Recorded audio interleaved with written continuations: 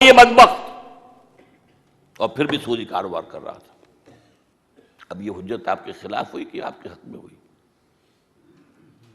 اسی طرح گواہی آپ کو معلوم ہے، گواہی یہ دو دھاری تلوار ہے، کسی کے حق میں ہوگی، کسی کے خلاف ہوگی۔ حق میں ہوگی تو لام آئے گا، وہ جو میں نے بتایا، القرآن حجت لک او علیک، یہ قرآن یا تمہارے حق میں حجت ہے، دلیل ہے، اور یا تمہارے خلاف۔ اور اسی معنی کے اندر سورہ نساء میں فرمایا، یا ایھا الذین آمنوا کونوا قوامین بالقسط شہداء للہ، اے اہل ایمان حق اور عدل کے قوام، قائم کرنے والے بن کر کھڑے ہو جاؤ، اور اللہ کے حق میں گواہی دینے والے ہو۔ لام آیا یہاں پہ، شہداء للہ۔ ایک ہوگا شہداء اللہ، وہ ابھی بعد میں آئے گا، شہداء علی الناس وہ بعد میں بھی آئے گا۔ تو شہادت جو ہے در حقیقت انبیاء اور رسل کی بعثت کا اصل مقصد ہے، تاکہ وہ یہ نہ کہہ سکیں کہ ہمارے پاس تو کوئی بات آئی نہیں، کوئی دعوت آئی نہیں، کوئی پیغامبر آیا نہیں، کوئی نذیر نہیں آیا، کوئی بشیر نہیں آیا۔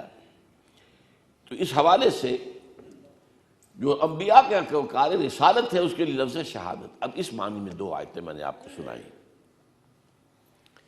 مقصد بعثت محمدی اور اس کے نتیجے میں فرض رسالت امت، وہ کیا ہے؟ وَكَذَلِكَ جَعَلْنَاكُمْ أُمَّةً وَسَطًا لِتَكُونُوا شُهَدَاءَ عَلَى النَّاسِ وَيَكُونَ الرَّسُولُ عَلَيْكُمْ شَهِيدًا۔ اب یہاں علی آیا ہے دو طرف۔ اسی طرح ہم نے مسلمانوں تمہیں درمیانی امت بنایا ہے، بہترین امت بنایا ہے۔ کس لیے بنایا ہے؟ آپ کوئی چھوٹی سی ایسوسیشن بناتے ہیں، اس کے بھی ایمز اینڈ آبجیکٹس مرتب کرتے ہیں، کس لیے بنا رہے ہیں؟ آپ اگر کوئی لمیٹڈ کمپنی بناتے ہیں، اس کے آرٹیکل ایسوسیشن کے ساتھ میمورنڈم پہلے ہوتا ہے، کس لیے بنا رہے ہیں؟ کیا کاروبار کرنا ہے؟ کیا سکوپ ہے اس کمپنی کا؟ کیا سکوپ ہے بزنس کا؟ تو تمہیں امت بنایا، کیوں بنایا؟ کس لیے بنایا؟ وَكَذَلِكَ جَعَلْنَاكُمْ أُمَّةً وَسَطًا لِتَكُونُوا شُهَدَاءَ عَلَى النَّاسِ، تاکہ تم ہو جاؤ گواہ لوگوں کے خلاف، اور رسول وَيَكُونَ الرَّسُولُ عَلَيْكُمْ شَهِيدًا، اور رسول ہو جائے تمہارے خلاف گواہ۔ یہ اعلیٰ کا میں بیان کر چکا ہوں، اس لیے اب ذرا ادھر ادھر نہ ہو آپ کا ذہن کہ رسول امت کے خلاف کیسے؟ ہم نے تو آج تک یہی سنا ہے کہ رسول تو امت کے حق میں شفاعت کریں گے۔ یہ کیا بات کہی جا رہی ہے؟ امت کے خلاف، علیکم شہیدہ، تمہارے خلاف۔ اس کو سمجھ لیجئے بات کو اچھی طرح۔ رسول آیا، اس نے دعوت پیش کی۔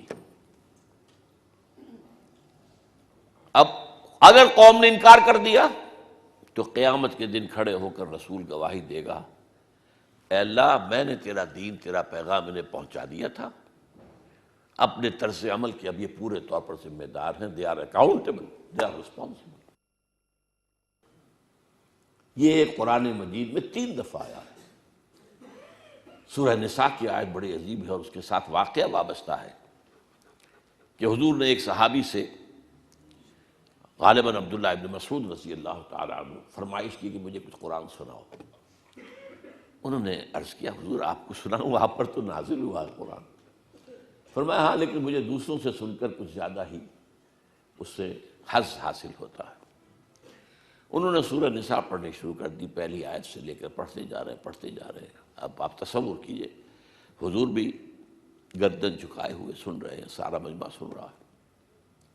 جب اس آیت پر پہنچے، فَكَيْفَ إِذَا جِئْنَا مِنْ كُلِّ أُمَّةٍ بِشَهِيدٍ وَجِئْنَا بِكَ عَلَىٰ هَٰؤُلَاءِ شَهِيدًا، کیا ہوگا اس دن جب کہ ہم ہر امت میں سے ایک گواہ کھڑا کریں گے ان کے خلاف، اور آپ کو کھڑا کریں گے ان کے خلاف۔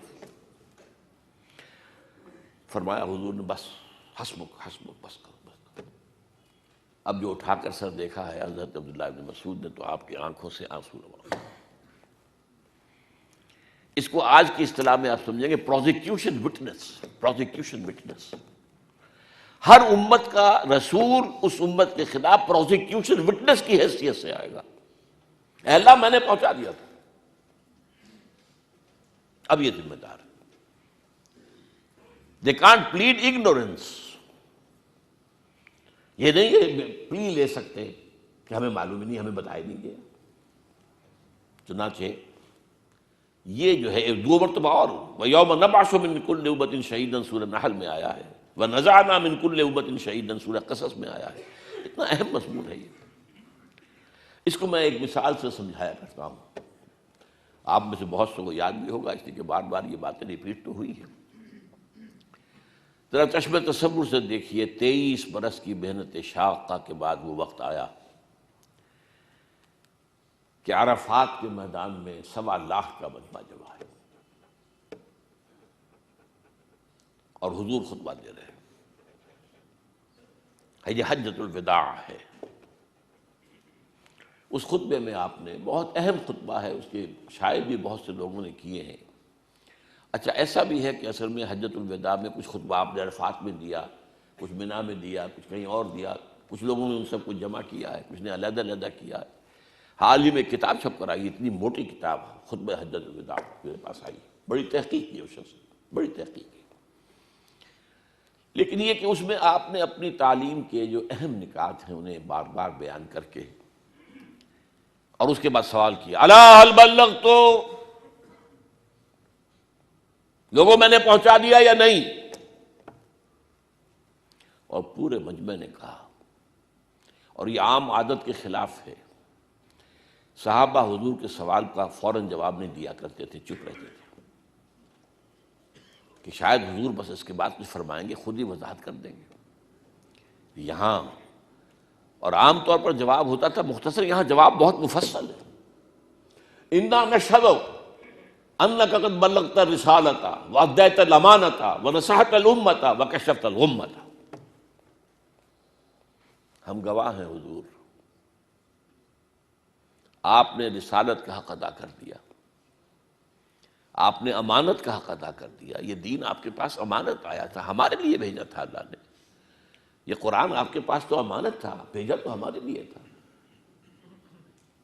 آپ نے امت کا حق نصیحت، حق خیر خواہی ادا کر دیا. آپ نے گمراہی کے بادل، گمراہی کے اندھیارے ختم کر دیے. ہم گواہ ہیں. 3 دفعہ حضور نے سوال کیا، الا هل بلغت، اور 3 دفعہ جواب، انا نشہد انک قد بلغت الرسالۃ ونصحت الامۃ وکشفت الغمۃ. یہ 3. اس کے بعد اب آپ نے آسمان کی طرف نگاہ اٹھائی اور انگشت شہادت سے اشارہ کیا، پہلے آسمان کی طرف پھر لوگوں کی طرف. اللہم اشہد، اللہم اشہد، اللہم اشہد. اے اللہ تو بھی گواہ رہے.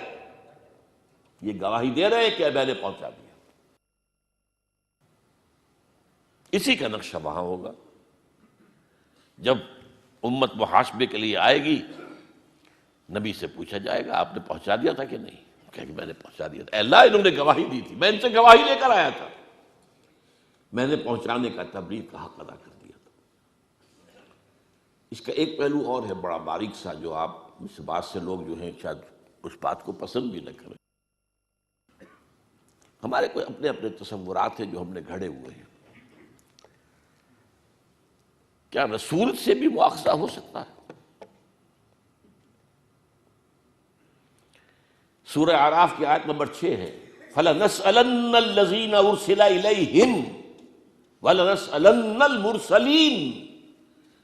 ہم پوچھ کر رہیں گے ان سے بھی جن کی طرف ہم نے رسولوں کو بھیجا، اور پوچھ کر رہیں گے رسولوں سے بھی. ہیں تو اللہ کے بندے نا آخر. وَنَشْهَدُ أَنَّ مُحَمَّدًا عَبْدُهُ وَرَسُولُهُ. عبدیت پہلے، رسالت بعد میں ہے. اب اس کی مثال کیا ہے جو میں نے بارہا دی ہے. اگر آپ اپنے کسی عزیز کو پیغام بھیجتے ہیں کسی کے ذریعے، بھائی کل شام تک ذرا یہ کام ضرور کر دینا، ضرور کر دینا ورنہ میرا بڑا نقصان ہو جائے گا. وہ کام نہیں ہوا، آپ کا نقصان ہو گیا. آپ غصے میں بھرے ہوئے گئے اس کے پاس، خدا کے بندے میں نے تمہیں یہ پیغام بھیجا تھا، تم نے یہ کام نہیں کیا. آگے اگر وہ یہ کہتے بھائی مجھے تو آپ کا پیغام کسی نے پہنچایا ہی نہیں، آپ پتاشے کی طرف بیٹھ جائے گی کہ نہیں؟ غصہ کہاں رہا؟ اب غصہ کس پر آئے گا؟ اس پیغامبر پر. اللہ کے بندے میں نے تیرے ذمہ یہ کام لگایا تھا، تو نے نہیں پہنچایا. میرے نقصان کے ذمہ دار